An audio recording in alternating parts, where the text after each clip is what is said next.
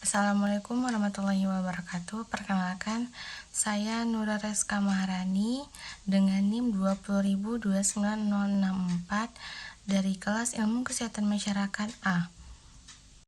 Jadi di sini saya akan mereview film yang berjudul Sang Pencerah pada tahun 2010 karya Hanum Bramantyo.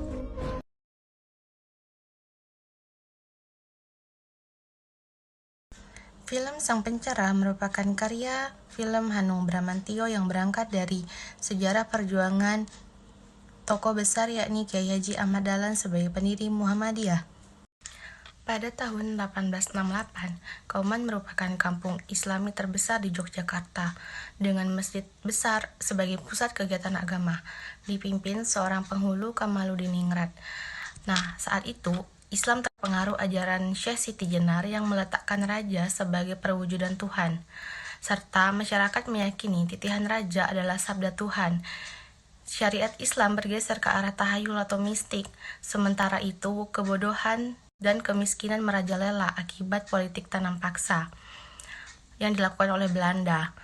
Agama tidak bisa mengatasi keadaan terlalu sibuk dengan tahayul yang bertentangan dengan Al-Quran dan Sunnah Rasulullah SAW. Nah, film Sang Pencerah ini menceritakan seorang pemuda berusia 21 tahun, yaitu bernama Darwis. Pemuda ini gelisah dengan lingkungannya yang melaksanakan syariat Islam yang melenceng ke arah sesat. Jadi untuk mendalami ajaran agama Islam, Darwis pergi ke Mekah. Nah, kemudian sepulang dari Mekah, Darwis muda mengubah namanya menjadi Ahmad Dahlan. Dengan sebuah kompas, dia menunjukkan arah kiblat di Masjid Besar Kauman yang selama ini diyakini ke barat. Jadi ternyata bukan menghadap ke Ka'bah di Mekah, melainkan ke Afrika.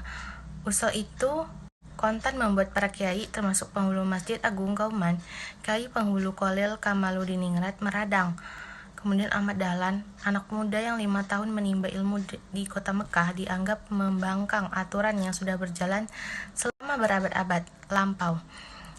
Walaupun usul perubahan arah kiblat ini ditolak, melalui suraunya Ahmad Dahlan mengawali pergerakan dengan mengubah arah kiblat yang salah. Ahmad Dahlan dianggap mengajarkan aliran sesat, menghasut, dan merusak kewibawaan keraton dan masjid besar. Bukan sekali ini Ahmad Dahlan membuat para kiai naik darah. Dalam khutbah pertamanya sebagai khotib, dia menyindir kebiasaan penduduk di kampungnya, Kampung Kauman, Yogyakarta.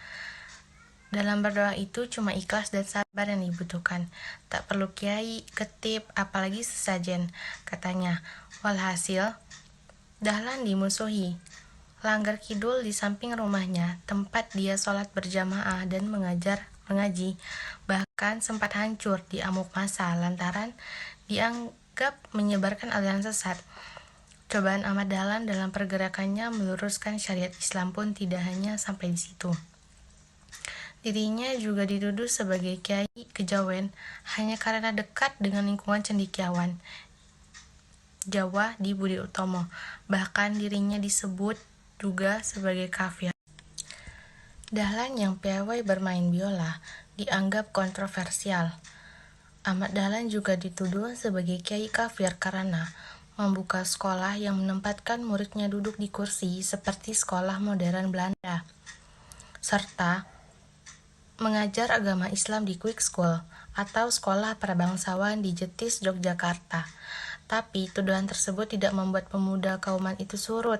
Dengan ditemani istri tercinta Siti Walidah dan 5 murid setianya, Suja, Sangidu, Parudin, Hisham, dan Dirjo, Ahmad Dahlan membentuk suatu organisasi yang dinamakan Muhammadiyah dengan tujuan mendidik umat Islam agar berpikiran maju sesuai dengan perkembangan zaman.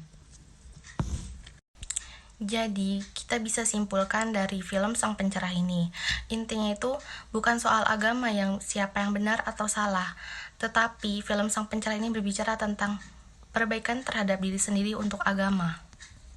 Ahmad Dahlan tidak hanya mengajarkan banyak nilai-nilai moral yang bermanfaat, tetapi lewat film ini juga kita diperkenalkan dengan kisah-kisah inspiratif yang mencerahkan. Contohnya seperti Sang Pencerah, layaknya seorang guru yang pandai bermain biola dan bercerita tetapi tidak memaksa muridnya untuk terasa digurui. Sekian dari saya. Wassalamualaikum warahmatullahi wabarakatuh. Sampai jumpa.